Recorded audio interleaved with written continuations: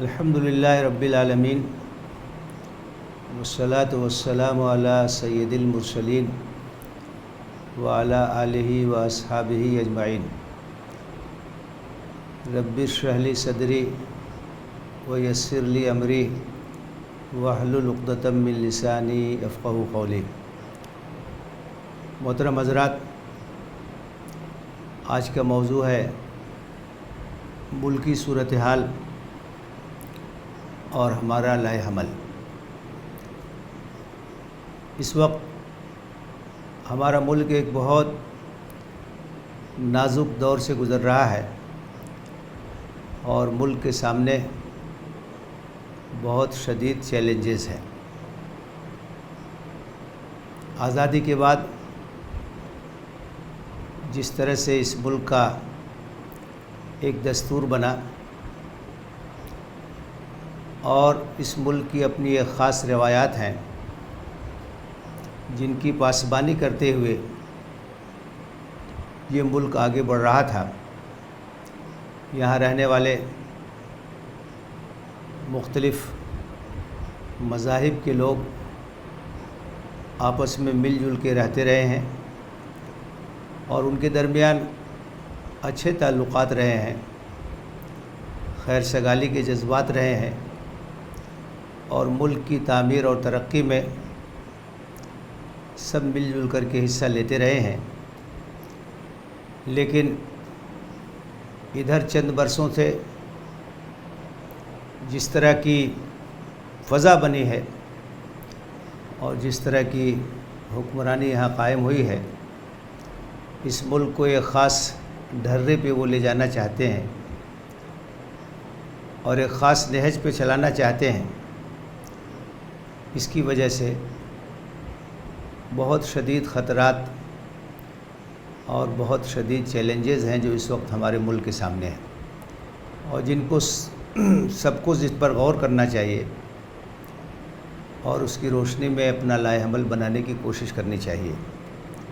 سب سے بڑا خطرہ اور سب سے سنگین خطرہ جو ہے وہ یہ ہے کہ ہمارے دستور نے، ہمارے کانسٹیٹیوشن نے، ہمارے سمویدھان نے جو بنیادی حقوق دیے اور جن کی حفاظت کی ضمانت دی، آج وہ حقوق خطرے میں ہیں۔ ان بنیادی حقوق میں ایک بنیادی چیز برابری کا حق ہے۔ دستور میں اس بات کی ضمانت دی گئی کہ یہاں رہنے والے تمام لوگوں کو برابری کا حق حاصل ہوگا۔ ان کے درمیان کسی بھی بنیاد پر، چاہے وہ دھرم ہو، چاہے وہ بھاشا اور زبان ہو، چاہے وہ علاقہ ہو، کسی بھی بنیاد پر کوئی بھید بھاؤ، کوئی تفریق نہیں کی جائے گی۔ سب کے لیے یکساں مواقع حاصل ہوں گے، سب کو برابری کا درجہ ملے گا، سمتا ہوگی، برابری ہوگی، ایکوالٹی ہوگی۔ لیکن آج یہ خطرے میں ہے۔ جو سیاہ قانون بنا CAA کا، اس نے مذہب کی بنیاد پہ، دھرم کی بنیاد پر شہریت کے قانون میں تبدیلی کر دی۔ یہ ہمارے دستور کی ضمانتوں کے خلاف ہے، اس کی روح کے خلاف ہے اور اس کی آتما کے خلاف ہے اور ہماری روایات کے خلاف ہے۔ ایک اور بہت بڑا جو چیلنج ہے وہ آزادی اظہار رائے سے متعلق ہے۔ دستور میں آزادی دی گئی، ہمارا بنیادی حق ہے، ہر طرح کی آزادی، مذہب قبول کرنے کی آزادی، اپنے مذہب پر عمل کی آزادی، اپنے مذہب کے پرچار کی آزادی، اظہار خیال کی آزادی، تنقید اور احتساب کی آزادی۔ آج یہ آزادی کا جو حق ہے یہ بھی خطرے میں ہے۔ اگر حکومت کے خلاف کوئی آواز اٹھاتا ہے، اس کی پالیسیوں پہ کوئی تنقید کرتا ہے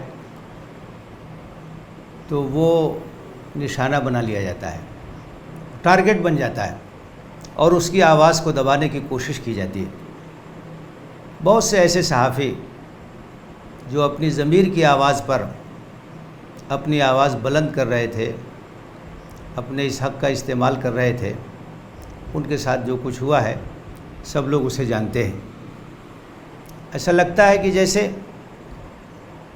ملک کے اندر ایک غیر اعلان شدہ ایمرجنسی کی کیفیت ہے۔ کوئی تنقید نہیں کر سکتا، کوئی بول نہیں سکتا، کوئی احتساب نہیں کر سکتا۔ اگر حکمراں جماعت پر آپ تنقید کرتے ہیں تو گویا آپ دیش ودروہی ہیں، آپ دیش سے پریم نہیں رکھتے۔ حالانکہ کسی جماعت اور اس کے نظریات یا اس کی پالیسی پہ تنقید یہ حب الوطنی کے خلاف نہیں ہے، بلکہ یہ تو عین حب الوطنی کا تقاضا ہے کہ اگر کوئی شہری یہ سمجھتا ہے کہ یہ پالیسی ہمارے دیش کے لیے صحیح نہیں ہے، حکومت کا یہ اقدام ہمارے ملک کے لیے غیر مناسب ہے، تو اسے اپنی آواز اٹھانی چاہیے، اور دیش سے محبت کا یہ تقاضا ہے کہ آواز اٹھائے۔ آج اقلیتوں کے حقوق خطرے میں ہیں، ان کے ساتھ زیادتی ہو رہی ہے، ناانصافی ہو رہی ہے، کمزور طبقات کے ساتھ ناانصافی ہو رہی ہے، دستور میں جو حقوق اقلیتوں کو دیے گئے ہیں ان حقوق کی پامالی ہو رہی ہے۔ یہ ایک بہت بڑا چیلنج ہے جو ہمارے ملک کے سامنے ہے۔ ابھی حالیہ دنوں میں کورونا کی وبا کے بعد جس طرح سے لاک ڈاؤن پہ مجبور ہونا پڑا، لاک ڈاؤن کے دوران جس طرح سے ایک طرح سے کریک ڈاؤن کیا گیا ہے اور چن چن کے نشانہ بنایا گیا ہے، چاہے وہ دلی ہو، چاہے وہ علی گڑھ ہو، چاہے وہ دوسرے مقامات ہوں، جو ایکٹیو لوگ تھے، جو آواز اٹھاتے تھے، جو موومنٹ چلاتے تھے، جو ایسے سماجی ایکٹیوسٹ تھے جو حکومت کے خلاف یا اس کی پالیسیوں کے خلاف یا CAA کے خلاف، NRC کے خلاف، NPR کے خلاف آواز اٹھا رہے تھے، احتجاج کو آرگنائز کر رہے تھے، ایسے لوگوں کو چن چن کے نشانہ بنایا گیا اور ان کو فرضی مقدمات میں پھنسایا گیا، ان کی گرفتاریاں عمل میں آئیں، ان کے ساتھ تشدد کیا گیا ہے، ان کے ساتھ وائلنس کیا گیا ہے۔ یہ جمہوری حقوق کے خلاف ہے۔ انتہائی نازک صورتحال ہے جو ہمارے ملک کے سامنے درپیش ہے۔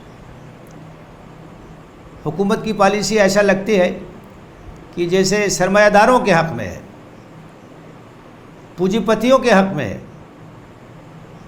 غریبوں کے حق میں نہیں ہے، مزدوروں کے حق میں نہیں ہے، کسانوں کے حق میں نہیں ہے۔ جس طرح کی پالیسیاں بن رہی ہیں اور جس طرح سے حکومت آگے بڑھ رہی ہے، غربت اور بڑھتی جا رہی ہے، بے روزگاری بڑھ گئی، معیشت تباہ ہے، ایک بحرانی کیفیت ہے، کروڑوں لوگ بے روزگار ہو گئے۔ ملک کس طرف جا رہا ہے، کس طرح سے اس کا مقابلہ کرنا چاہیے، کوئی واضح پالیسی نہیں ہے، کوئی مشترک حکمت عملی نہیں ہے، کوئی سمواد نہیں ہے، کوئی گفتگو اور ڈیبیٹ نہیں ہے، اور لوگوں کو ساتھ رکھنے کی کوئی کوشش نہیں ہے۔ اور ایک خطرناک بات یہ ہے کہ ملک میں فرقہ وارانہ رجحان بہت تیزی کے ساتھ بڑھتا جا رہا ہے۔ ہندو مسلم کی بنیاد پر، دھرم کی بنیاد پر لوگوں کے درمیان تفریق ڈال کر اپنا سیاسی فائدہ حاصل کرنے کی کوشش کی جا رہی ہے اور سیاسی ایجنڈے کو آگے بڑھانے کی کوشش کی جا رہی ہے۔ ہر چیز کو ہندو مسلم کا رخ دینے کی دانستہ اور جان بوجھ کر کوششیں ہو رہی ہیں۔ ابھی کورونا کی جو بیماری آئی، اس سلسلے میں بھی جس طرح سے تبلیغی جماعت کو نشانہ بنایا گیا، ٹارگٹ بنایا گیا، اور جس طرح سے اس کا پروپیگنڈا کیا گیا، اس کا نتیجہ یہ ہوا کہ بہت سارے برادران وطن اس غلط فہمی میں مبتلا ہو گئے کہ اس بیماری کے پھیلانے میں تبلیغی جماعت کے لوگوں کا ہاتھ ہے۔ یہ بہت خطرناک بات ہے۔ سیاسی فائدے کے لیے، الیکشن میں ووٹ حاصل کرنے کے لیے ہر چیز کو ہندو مسلم رخ دے دینا، فرقہ وارانہ بنیاد پر تفریق پیدا کرنا، سماج کو توڑنے کی کوشش کرنا، یہ انتہائی خطرناک بات ہے جس کے نتائج بہت ہی بھیانک ہوں گے۔ کرپشن انتہا پر ہے، بدعنوانی ہر محکمے میں عام ہے، یہاں تک کہ جو آپدہ آتی ہے، مصیبت آتی ہے، آفت آتی ہے اور راحت رسانی کے لیے جو فنڈ ہوتا ہے وہ بھی کرپشن کا شکار ہو جاتا ہے۔ اخلاقی لحاظ سے دیکھا جائے تو دیوالیہ پن ہے، نیتک پتن ہے۔ ایمانداری، رواداری، محبت، خیر سگالی، ایک دوسرے کے ساتھ تعاون اور کوآپریشن کا جذبہ، یہ سب ختم ہوتا جا رہا ہے۔ لاقانونیت بڑھ رہی ہے، لوگ قانون اپنے ہاتھ میں لے رہے ہیں۔ کہیں موب لنچنگ ہوتی ہے، کہیں بھیڑ اکٹھا ہو کر کے کسی کے ساتھ زیادتی کرتی ہے، ناانصافی کرتی ہے، اور افسوس یہ ہوتا ہے کہ پولیس کا جو رول ہونا چاہیے منصفانہ، غیر جانبدارانہ، وہ رول بھی نظر نہیں آتا ہے۔ سیاست کا جو معیار ہے وہ گرتا جا رہا ہے۔ جس طرح کے لوگوں کو ایوانوں میں ہونا چاہیے، جو ان کا معیار ہونا چاہیے، اسمبلی اور پارلیمنٹ میں جس طرح کی ڈیبیٹ ہونی چاہیے، وہ نظر نہیں آ رہی۔ کیسے لوگ اسمبلیوں میں پہنچ رہے ہیں، کیسے لوگ پارلیمنٹ میں پہنچ رہے ہیں۔ جرائم پیشہ لوگوں کی انٹری پولیٹکس میں بہت دنوں سے جاری ہے، آج بھی اس کا سلسلہ چل رہا ہے۔ اور انتہائی افسوس کی بات یہ ہے کہ ممبران اسمبلی اور ممبران پارلیمنٹ کی وفاداریاں خریدی جاتی ہیں، خرید و فروخت ہو رہی ہے۔ سرکار بنانے کے لیے ایم ایل ایز کی خریداری ہوتی ہے، اراکین کی خریداری ہوتی ہے۔ کتنے افسوس کی بات ہے، سیاست کی سطح، پولیٹکس کی سطح اتنی گر جائے۔ وہ ایوان جہاں قانون بنتے ہیں، وہ ایوان جہاں ملک کے لیے پالیسیاں وضع کی جاتی ہیں، وہاں اگر یہ صورتحال ہوگی تو ملک کس رخ پہ جائے گا۔ اور ان سب چیزوں کے ساتھ ساتھ جو ایک انتہائی افسوسناک بات ہے وہ یہ ہے کہ جمہوریت کا جو چوتھا ستون ہے، جسے میڈیا کہتے ہیں، جسے صحافت کہتے ہیں، جسے جرنلزم کہتے ہیں، اور جس طرح سے اسے غیر جانبدار اور آزاد ہونا چاہیے، وہ چیز بھی آج مفقود ہو گئی ہے۔ ایسا لگتا ہے کہ میڈیا اپنا کردار بھول گیا ہے، اپنا رول بھول گیا ہے، اور بجائے اس کے کہ وہ سچائی لوگوں کے سامنے دکھائے، متعین ایک پالیسی کے تحت، ایک لائن کے تحت وہ کام کرتا ہے، اور حقیقت کے بجائے وہ افسانہ دکھاتا ہے، غلط رجحانات لوگوں کے ذہنوں میں پیدا کرتا ہے، اور صحیح مسائل اور جو اصل سمسیائیں ہیں وہ آج میڈیا میں زیر بحث نہیں آتی ہیں، موضوع نہیں بنتی ہیں۔ یہ سب انتہائی نازک صورتحال ہے جو ہمارے ملک میں اس وقت ہے، اور جس کے چند پہلوؤں کی طرف اشارہ کیا گیا ہے۔ وقت کم ہے، اس لیے میں دوسرے پہلو کی طرف آتا ہوں کہ ان حالات میں ہمیں کیا کرنا چاہیے، خاص طور سے مسلمانوں کو کیا کرنا چاہیے، جو سوچنے سمجھنے والے درد مندان ملت ہیں انہیں کیا کرنا چاہیے۔ اس کے بارے میں چند باتیں ذکر کر کے میں اپنی گفتگو کو ختم کروں گا۔ اس سلسلے میں سب سے پہلا کام جو ہمیں کرنا چاہیے امت کے اندر، وہ امت کے دعوتی کردار کی بحالی ہے۔ ہمیں خاص امت ہیں، ہمارا ایک مشن ہے، ہماری ایک ذمہ داری ہے۔ اللہ تعالیٰ نے قرآن مجید میں فرمایا کنتم خیر امت اخرجت للناس، تم بہترین امت ہو جسے لوگوں کے لیے پیدا کیا گیا ہے، لوگوں کے لیے اٹھایا گیا ہے، ساری انسانیت کے لیے۔ ہماری ذمہ داری اللہ کے پیغام کو اللہ کے بندوں تک پہنچانا ہے، دعوت کا کام کرنا ہے، اللہ کی کتاب کا تعارف کرانا ہے، رسول اللہ صلی اللہ علیہ وسلم کی تعلیمات کا تعارف کرانا ہے۔ یہ جو دعوتی مشن ہمارا ہے، یہ جو دعوتی کردار ہے، آج مفقود ہو گیا، مسلمان اسے بھول گیا ہے۔ وائے ناکامی متائے کارواں جاتا رہا، کارواں کے دل سے احساس زیاں جاتا رہا۔ ہمیں اپنے منصب اور اپنے مقام اور اپنی ذمہ داری کا شعور نہیں، اور جب شعور نہیں ہے اس کی ادائیگی کی فکر کیسے ہوگی؟ جبکہ قرآن مجید کے مطالعے سے یہ بات معلوم ہوتی ہے کہ یہ دعوت ہماری حفاظت کا بھی ذریعہ ہے، ہمارے تحفظ کا بھی ذریعہ ہے۔ اللہ تعالیٰ کا ارشاد ہے، یا ایھا الرسول بلغ ما انزل الیک من ربک وان لم تفعل فما بلغت رسالتہ واللہ یعصمک من الناس۔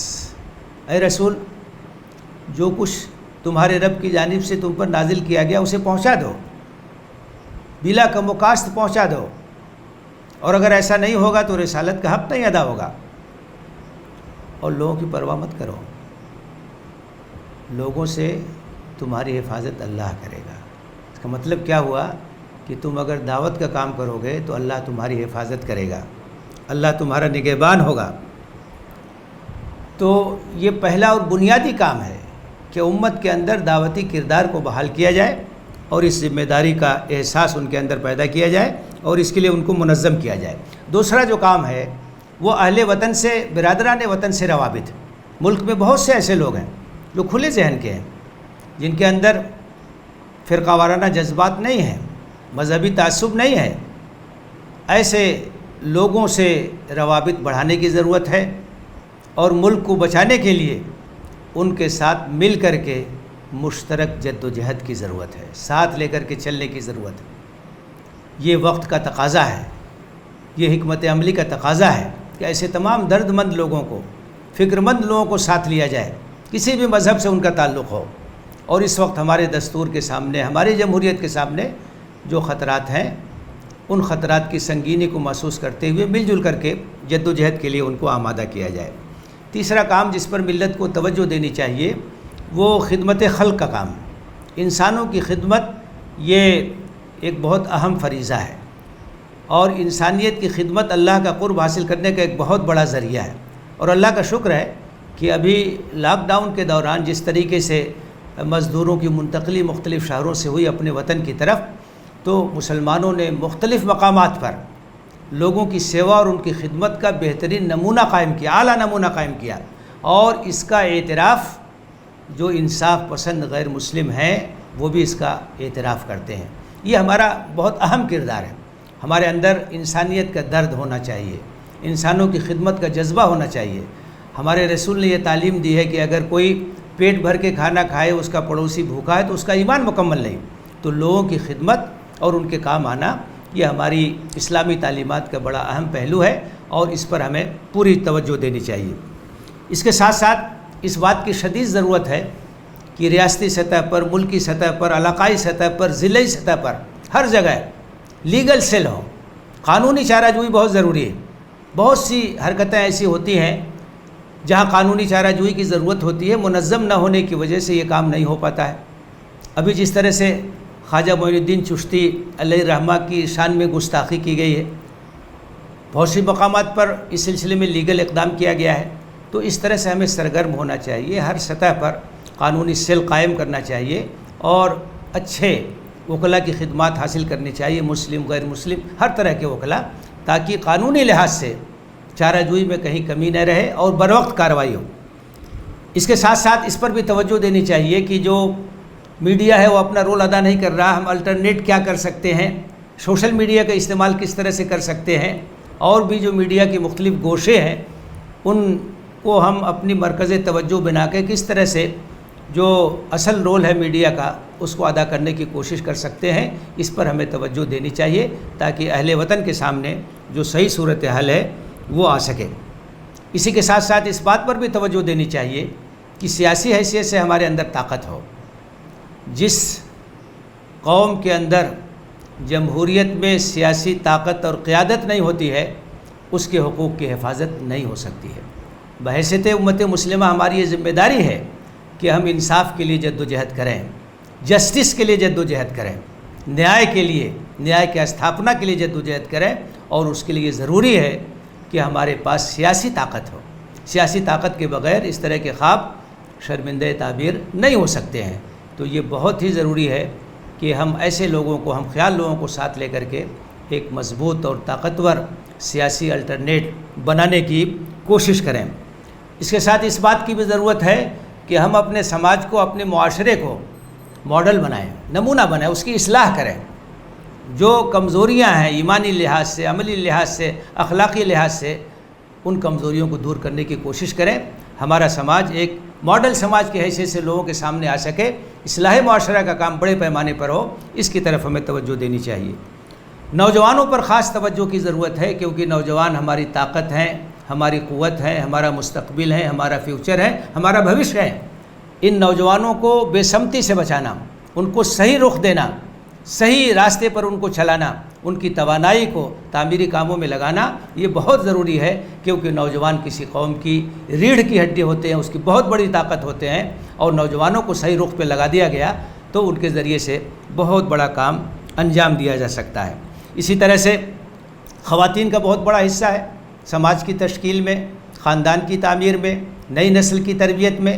خواتین کی طاقت ایک بہت بڑی طاقت ہے، وہ نصف انسانیت ہے، ہم ان کو نظر انداز کر کے کوئی بڑا کام نہیں کر سکتے ہیں۔ ان کی طاقت کو سمجھنا چاہیے، ان کے اندر صلاحیت ہے، اسے استعمال کرنا چاہیے، اصلاح معاشرہ کے لیے، دعوت کے لیے، ملک اور ملت کی تعمیر و ترقی کے لیے خواتین کی جو توانائی اور ان کی جو طاقت ہے اس کو استعمال کرنا اور ان کے ونگ کو متحرک کرنا، یہ بھی بہت ضروری ہے۔ اسی کے ساتھ ساتھ اس بات کی ضرورت ہے کہ نئی نسل میں تعلیم کے تعلق سے فکر مندی پیدا کی جائے۔ آج یہ افسوس کی بات ہے کہ مسلمان تعلیمی لحاظ سے پسماندہ ہیں۔ سچر کمیٹی کی جب رپورٹ آئی تو یہ بھیانک حقیقت سامنے آئی کہ مسلمان اس وقت اس ملک میں دلتوں سے بھی زیادہ تعلیمی لحاظ سے پسماندہ ہیں۔ کتنے افسوس کی بات ہے۔ تو تعلیم کی طرف توجہ دینا، ایجوکیشن کی طرف توجہ دینا، ٹیکنیکل تعلیم کی طرف توجہ دینا، ہنرمندی کی طرف توجہ دینا، یہ بہت ضروری ہے تاکہ وقار کے ساتھ ہمارے نوجوان زندگی کے میدان میں آگے بڑھ سکیں۔ اور اسی کے ساتھ ساتھ اس بات کی بھی ضرورت ہے اس ملک کے اندر کہ ہم سول سروسز کے لیے اپنے نوجوانوں کو تیار کریں، مقابلہ جاتی امتحانات کے لیے ان کو ہم تیار کریں۔ اللہ کا شکر ہے اس کی طرف توجہ ہوئی ہے۔ ملک کے مختلف حصوں میں مراکز ہیں اور اس طرح کے سینٹرز ہیں جہاں نوجوانوں کو اس طرح کے امتحانات کے لیے تیار کیا جاتا ہے۔ اس پر اور زیادہ توجہ کی ضرورت ہے۔ ہمارے نوجوان باصلاحیت ہیں، ان کے اندر بہت ہی قابلیت ہے، ان کو اگر موقع ملے تو وہ اپنی قابلیت سے ملک کو، ملت کو آگے بڑھا سکتے ہیں۔ تو اس کی طرف بھی ہمیں توجہ دینے کی ضرورت ہے۔ اس بات کو یاد رکھنا چاہیے کہ ہم ایک نازک دور سے گزر رہے ہیں، اور اگر اس وقت ہم نے اپنی ذمہ داریوں کو محسوس نہیں کیا اور منظم ہو کر کے ان ذمہ داریوں کو ادا کرنے کی کوشش نہیں کی تو زمانہ ہمارا انتظار نہیں کرے گا، حالات مشکل سے مشکل تر ہوتے چلے جائیں گے۔ ان حالات میں اللہ سے دعا ہے کہ ہمیں اپنی ذمہ داریوں کو سمجھنے، ادا کرنے کی توفیق دے۔ آمین۔ وآخر دعوانا ان الحمد للہ رب العالمین۔